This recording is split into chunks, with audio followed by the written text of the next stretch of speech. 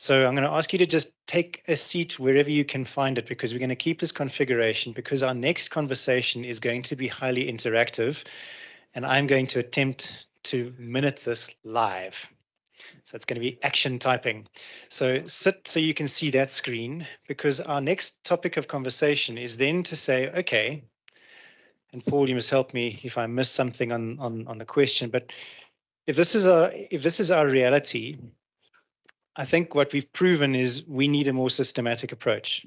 All right. So point number one, because we need this systematic approach, we acknowledge that getting the standard into South Africa is the right thing, which means that we're going to need to contextualize it, which means that we need the annex.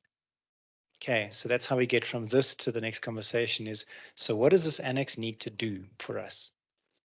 So I'm going to kick it off with an idea, and then I'm going to step on Angela, and then I'm going to open a notepad so I can start typing. But my first idea is to say, well, maybe I love that first example from the UK annex of just calling things what we call them.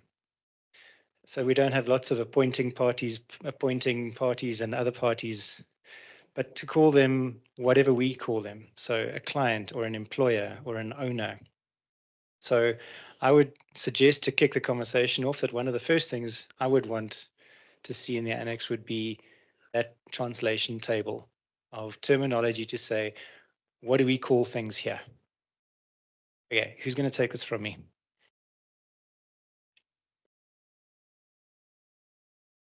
Okay. Contributions, folks. Your box. Back there. Yeah. We've got another mic. Just want to, ask the question actually about international projects. So if I take Sutari, for example, we are working with clients internationally, their countries, and not just local. So that will mean that we need to follow the annexures of all of the countries we work in and train people to do that. If we not, would it not be better than to adapt what international communities is doing? Okay, my understanding, Paul, you can add to that, is that the international ISO standard is what it is, and in order to be able to cross a country line, you then use the national annexes and those documents so that you're still referring to the same original point, but you have a different word for it.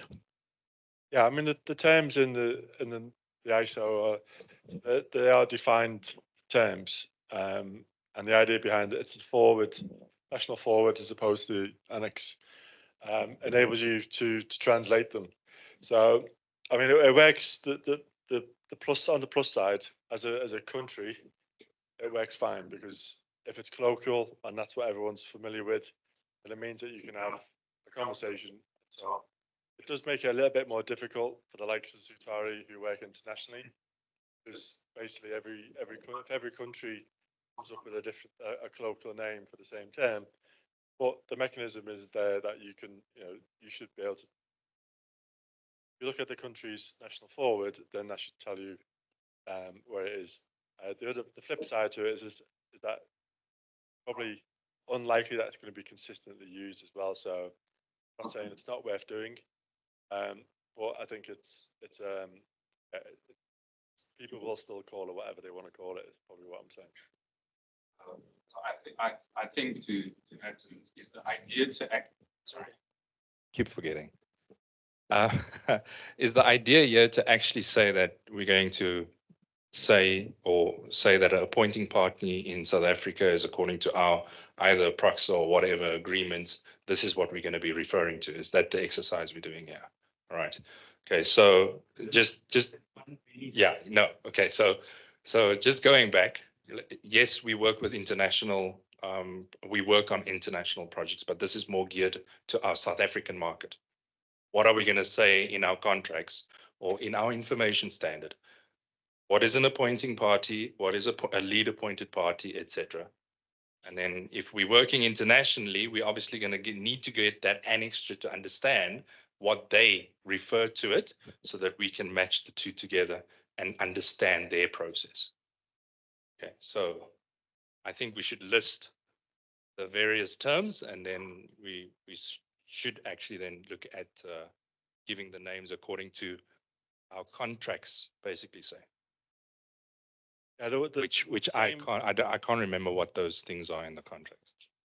Same would be the reverse as well. So any organisation working in South Africa, they would look to your forward to work out. What other things should our national annex start covering?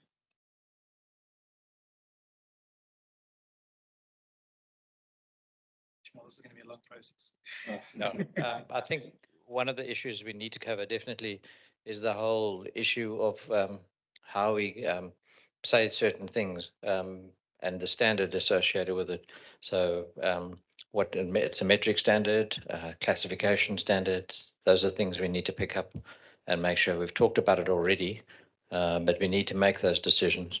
For South Africa, most probably one of the biggest issues is whether we head towards the American side or head towards the British side in the acceptance of the standards and the way we do kind of a bunch of things, because we really are between those two technology leaders at the moment.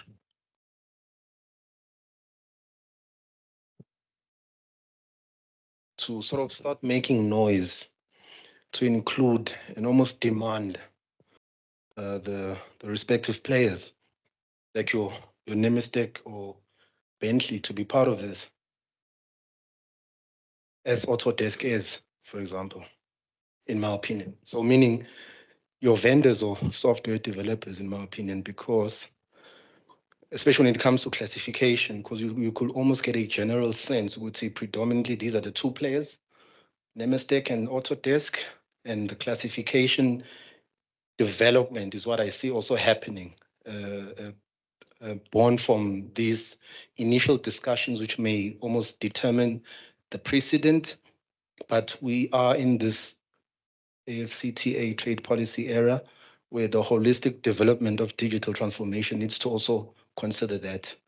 So in my opinion, I feel as if it's almost ignorant and quite sad that we don't see much visibility of other prominent players in the space, which is quite obvious.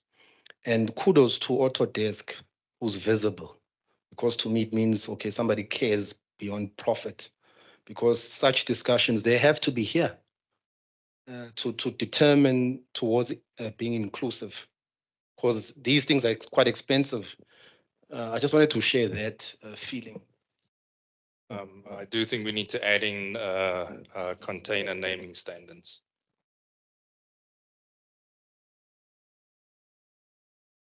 Okay, and I'm wondering about two things. The one is, here I am. Hi, Richard. The first thing I'm wondering about is, well, I mean, would you put this in an annex to say how this fits and how the national standard fits with related SANS and maybe policy and regulations in the country? Just a question. I mean, how's the UK doing that? So as I understand it, there's a concept of normative and informative standards, and you can certainly list those within if there's any. So normative means that you have to read it in conjunction, and informative means that it might be helpful. But yeah, you can certainly include that in I think it's in the national forward as opposed to the annex. Can we, as a start, use the UK's the 7 fields? No, you don't like it. As a start, and then as we progress, we can sort of enhance or we can change it and adapt it. But I think as a start, I propose that we do that, the 7 fields for now. The problem with I see what you're saying, but the problem with that is that particularly with things like the naming convention, if you do go out with a naming convention, organizations are going to spend a lot of time and effort configuring their systems. There will be a lot of the sort of larger infrastructure projects will start off using it, and they'll have a 5, 6, 7 year incubation period. So to change it fundamentally will become very difficult. So I would just be mindful of that. Sometimes whatever you put into this annex, you're going to find it very difficult to sort of revert back. Oh, thanks. Maybe with Ishmael's permission and leading on from a colleague, it's what's the control points, in our environment. So, I'm thinking of the company grades and the CIDB. And if we recognize together with standards, but probably those grading levels that might be applicable. And you'd have to focus in to make it contextual. So possibly if it's construction industry, we start recognizing a few priority levers that says company grades will also include information maturity or something, possibly. The next thing we're Um, wondering where that fits. well, my first response is I think that's an awesome idea. So I've seen some organisations do something similar, but only at an organisation level. So if you could do that at a national level, I think that would be pretty awesome. It would certainly elevate it in terms of priority for organisations.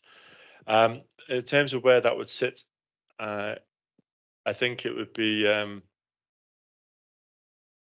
the fact that I guess what I'm saying is it would need to exist first for you to be able to put it in the annex. So it would need to be built. The framework would need to be built. The mechanism of achieving it would need to be built, and then you could put it in the annex to say, okay, for certain type of projects, you would need a grade X and above, blah blah blah blah. But that would need to be in place first. You couldn't use the annex as a vehicle for implementing that. May I add to that? With the way we would propose doing it, it's through the regulation. So it doesn't come in the annex, but we'll refer to the annex to support that. So we would say, for example, this information modeling must only be applied to projects to a value of a grade 8 in our case, for instance. And I'm just using that example from a regulation because that is how we can enforce it.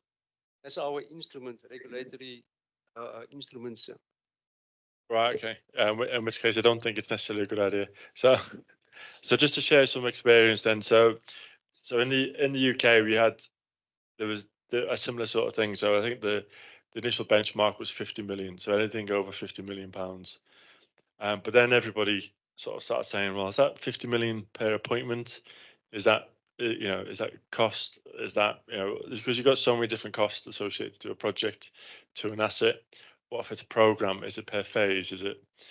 And then so basically, Paul Morell, who was the inaugural Chief Government Construction Advisor, at a particular event, announced that actually, if you're spending £1 of public money, you need to be spending it wisely. So he removed any idea of these caps, because what you're saying is that anything over a grade 8, we'll do it properly.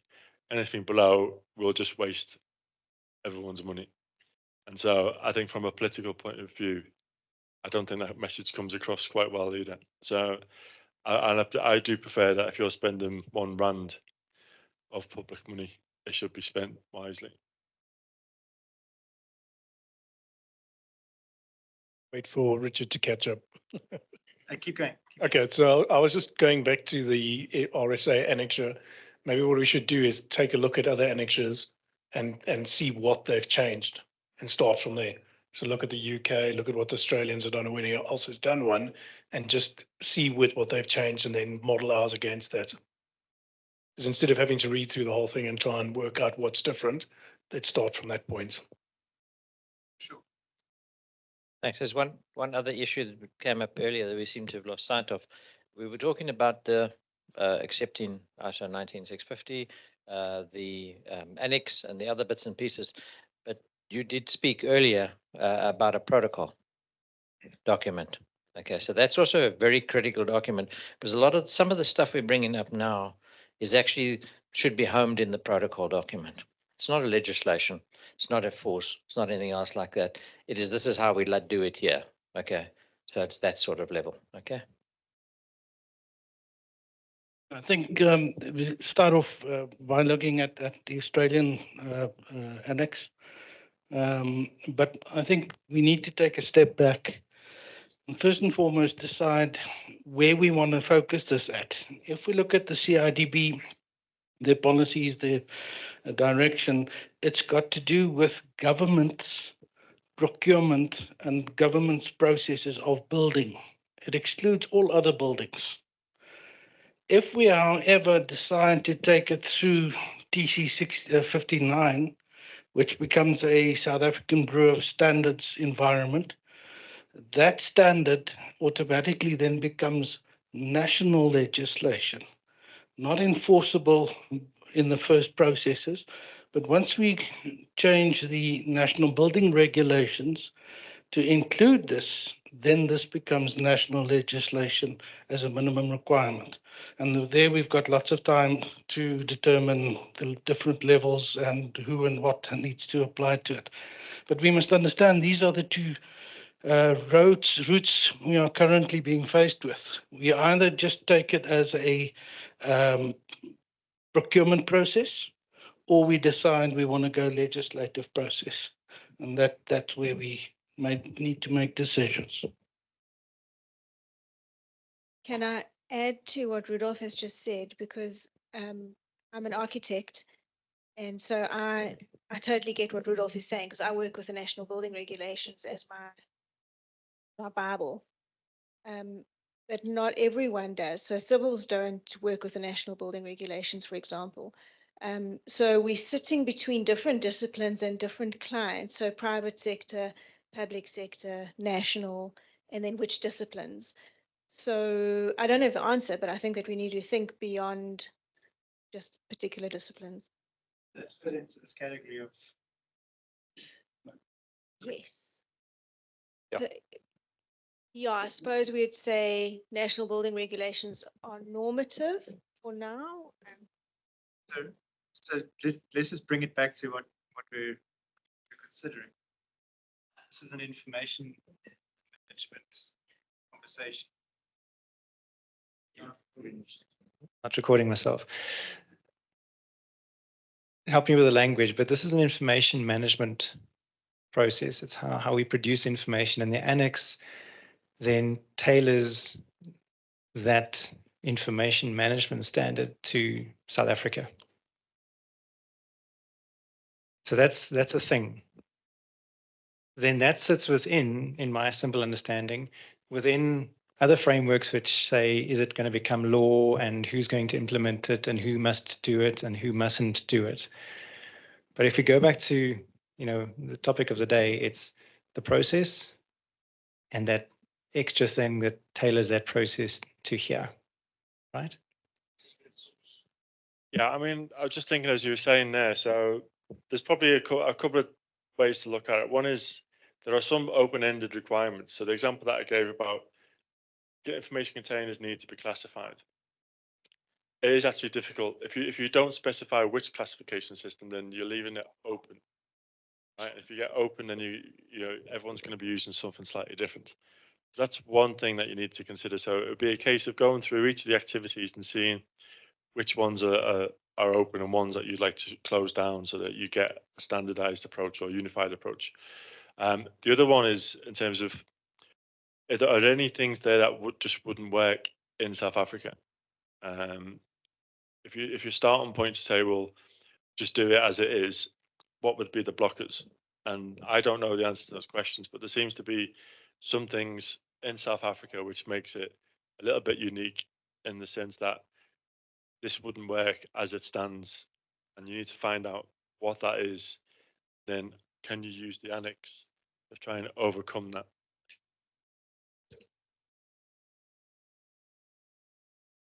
Sorry, can I just add to what it is? The starting point is where we discussed the facilities management process that was used to adopt these standards. If we want to continue with that sort of just having a standard approved, and it's a voluntary process, Then we can write a South African annexure to that voluntary process. But it's got no teeth. It's not going to move anywhere. It's not going to be enforced. It is plain for just a voluntary.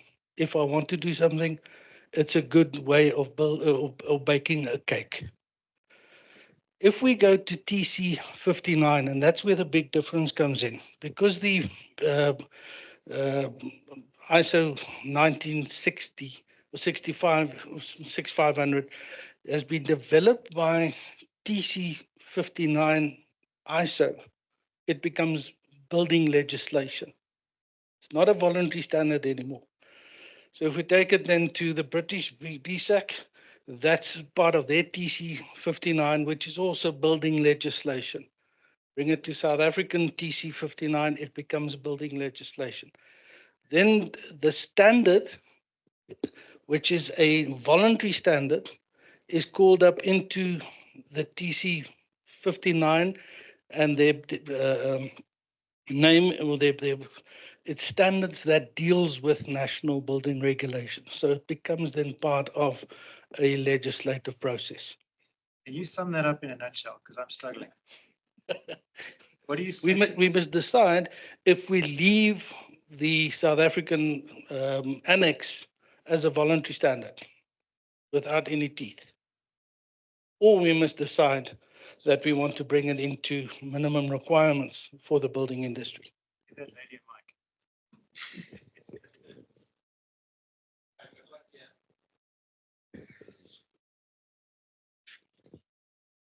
Can we do both? Because I'm a strong supporter of bottom up and top down, and I know you're a very top down, that's your role, Rudolph.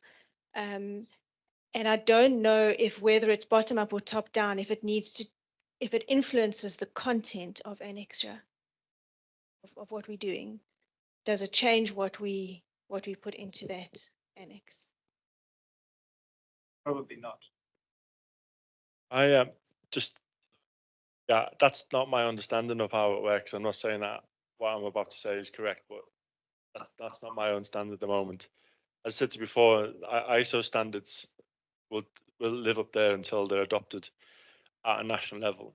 For me, the only thing that gives anything teeth is the contract. So even if you've got it, even if you're a member of TC 59 or you've got a mirror committee to SC 13, I don't see how that gives it any more teeth. This is legislation in the UK, but I don't even think anyone knows that. If I'm being honest, the only thing they're interested in is parking in the what is basement, in the and he said, it's not going to contract. happen. So thanks very much for helping with that. So today's session we are going to record because there are many people that would have loved to be here but couldn't. And so we will be recording and editing and snipping the session because it's going to be quite jam-packed. I hope you didn't come with the expectation of sitting back and being entertained for the day. We are going to be doing some work this afternoon in figuring a few things out. But first, a welcome to all of our special guests, being the community members. I went through the list. We've got contractors, consultants, architects, quantity surveyors, researchers, policymakers, software providers, educators, authorities, client organizations, manufacturers, professional bodies. And then we have Paul and Holly. What about Sandra? Are you guys an authority? Yes, you are. So welcome everyone. And one of our particular tenets here at the community is that we leave our badges at the door. And what that means is when it comes to trying to change the world, we're all on the same team. There's no master and slave, there's no leader and follower. It's about us as a community figuring out how we're going to change the industry. And so today at our fourth session to figure this out, I'm hoping that we're going to make quite a big step change in terms of the thinking that comes out of these sessions. Some quick housekeeping before I do a recap of our journey today. By now you should have hopefully found the bathrooms, but if you haven't yet, straight across from the elevators is a small bathroom. If that is occupied, if you go one floor up, there's another bathroom directly above it. If that is occupied, across the entrance hall, you'll see a sign to a restroom as well. There are ladies and gents. We don't have the combined ones. Then in terms of evacuation procedures, we don't have any planned evacuations today. It's good news. If something were to happen, for us, we go straight out the front door, down the ramp, and across the road, and there will be marshals guiding us to the soccer pitch, which is where we gather if something happens. You would have, some of you, enjoyed the coffee from our coffee station outside.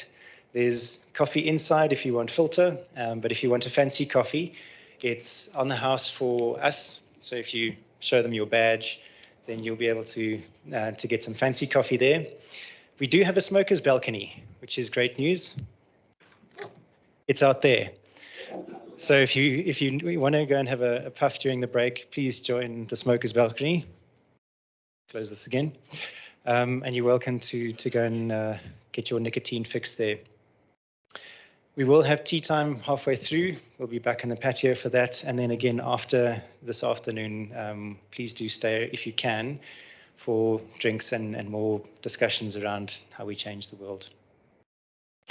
So today's objective is to learn more about the standard and to really get an overview from zero to hero. You would have noticed some big flowcharts on the walls. They're going to feature quite prominently. We also want to learn about a National Annex and what it is and what it means for us. And that's where we're actually heading today, is how are we going to get this thing done? And so we're going to end today with a call to action. So as you listen and participate today, start thinking, how can you be involved? And we will talk about what the best ways to do that are. We've had 3 of these sessions so far. Number 1, Cadessa 1, was all about a general meeting of minds. It was us getting together and saying, all right, do we agree that we want to do engineering and design and construction and asset management and procurement better? And the consensus was, yes, we do. Great. Number 2, we focused on lessons learned from elsewhere. And so we had participants from Northern Europe, from America, telling about how things are going in other parts of the world. And it was really interesting to hear of some of their pain points, some of their successes. And for me personally, it was a real reality check that, you know, we whine and whinge about things sometimes, but where it is happening in the world, it was because people just got it done. And I thought, well, that's great, because here in South Africa, we like to get things done as well. So that's perfect. Let's follow suit. Our most recent one was all about pain points. And we got around and had a lot of group therapy around, you know, what's wrong and why can't we do this and what's too expensive and what's too difficult. And too many silos. We need more skills. We need standards. But amongst all of those 3, we agreed on a couple of things. We said, number 1, we need a systematic approach to information delivery in South Africa. We also need to understand what that means. We need, number 2, to plan better at the beginning of our projects, because when we fail to plan, we plan to fail. We all know that one. We need BIM to be included in contracts and standard forms of agreement, so that it's not just someone's clever idea, but it's actually something we need to deliver on. We agreed that adoption will involve people and processes and technology. And although all of us are very interested in technology, it's not the be-all and end-all, but the people and processes are really part of it. And when technology doesn't work, it does that. Thank you for providing the comic relief. We also agreed that having a united and agreed upon workflow that underpins everything is going to be key. So, segue onto the workflows on the wall. So the status quo is that we have a SANS 19650 Part 1 and Part 2 in South Africa. Fantastic. We don't have an annex. We need one, and there's a few other parts we need to bring on. And so that's where we are today. We're very pleased to be joined by colleagues from CIDB who have already shared with us their roadmap and are bravely taking on the challenge of spearheading the development of the National Annex. So, I think I knew what a National Annex was, but I wanted to see what ChatGPT said. So I said, ChatGPT, please explain to a 12-year-old what an ISO 19650 National Annex is. And this is what it said. Imagine you have a big book of rules for building a model city using blocks, where each block represents a part of a building or a road.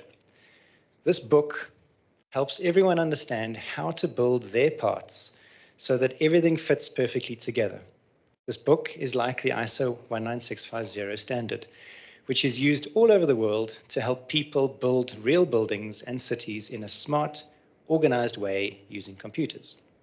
Now, different places might have different types of blocks or different ways that they like to build buildings. A national annex to ISO 19650 is like a special chapter added at the end of the rule book just for a specific country.